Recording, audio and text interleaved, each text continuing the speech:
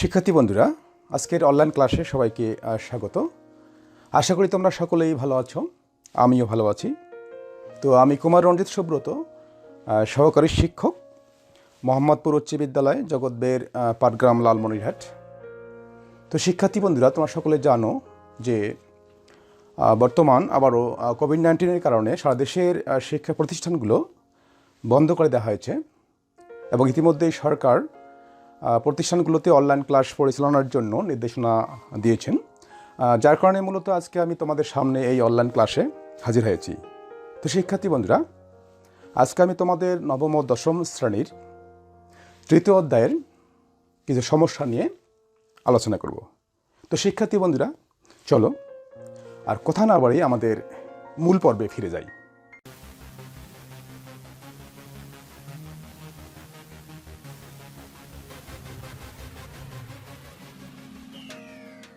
তৃতীয় অধ্যায় অনুশীলনী 3.1-এর 3 নম্বর সমস্যা, a - b = 4 এবং ab = 60 হলে a + b এর মান কত? তো আমাদের প্রথমে দেওয়া আছে দিয়ে আমাদের এই যে লিখতে হবে a - b = 4 এবং ab = 60। এরপরে আমাদের সূত্র প্রয়োগ করতে হবে। সূত্রের সাহায্যে a + b এর মান নির্ণয় করব।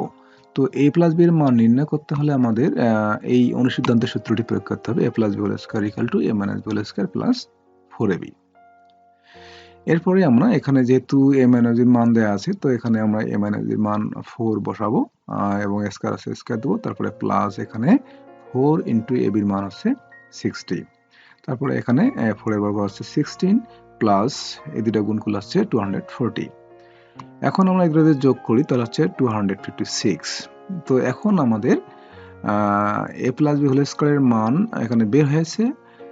তো এখন আমরা কি করব, a + এর মান নির্ণয় করব। সেক্ষেত্রে a + b = আমরা কি করব, √256 লিখব। অর্থাৎ এখানে আমাদের যে কাজটি করতে হবে সেটি হচ্ছে যে যেহেতু আমাদের a + এর মান নির্ণয় করতে হবে, সেক্ষেত্রে আমরা a + b = এটা লিখতে পারি। কারণটি হচ্ছে যে আমরা জানি কোনো সমীকরণের এক পাশে যদি বর্গ চিহ্ন উঠিয়ে দেওয়া হয় তো অপর পক্ষে একটা বর্গমূল চিহ্ন আসে, এটা তোমরা সকলেই জানো।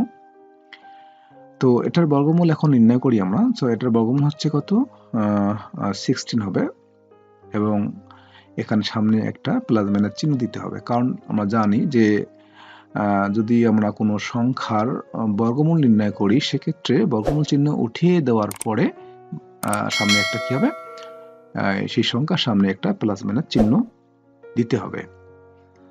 তো অতএব নির্ণয় মান হচ্ছে +-16। এটি হচ্ছে 3 নম্বর সমস্যার সমাধান। তো শিক্ষার্থী বন্ধুরা, এখন আমরা 4 নম্বর সমস্যায় যাব। তো 4 নম্বর সমস্যাটি হচ্ছে যে a + b = 7 এবং ab = 12 হলে a - b এর মান কত? তো আসলে সেম অঙ্ক। তোমরা যদি 3 নম্বরটি করতে পারো তাহলে অবশ্যই 4 নম্বরটি করা যাবে। এখানে শুধুমাত্র চিহ্নের উল্টাপাল্টা, অর্থাৎ এখানে আমাদের মানটা ছিল মাইনাসের, সেক্ষেত্রে আমাদের প্লাসের মান নির্ণয় করেছি আমরা। তো এখানে প্লাসের মান আছে, এখন আমরা এই a - b এর মান নির্ণয় করব। তো একইভাবে আমরা লিখব, দেওয়া আছে a + b = 7 এবং ab = 12। এখন আমরা সূত্র বসাবো।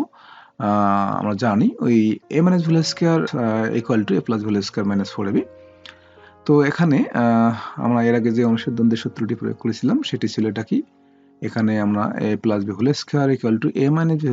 + 4ab, আর এখানে মাইনাসের, অর্থাৎ ওখানে প্লাসের অনুসিদ্ধান্তটা বসিয়েছি a + b², এখানে a - b² যে অনুসিদ্ধান্তের সূত্রটা আছে সেটা এখানে আমরা বসাবো, যেহেতু এখানে প্লাসের মান দেওয়া আছে।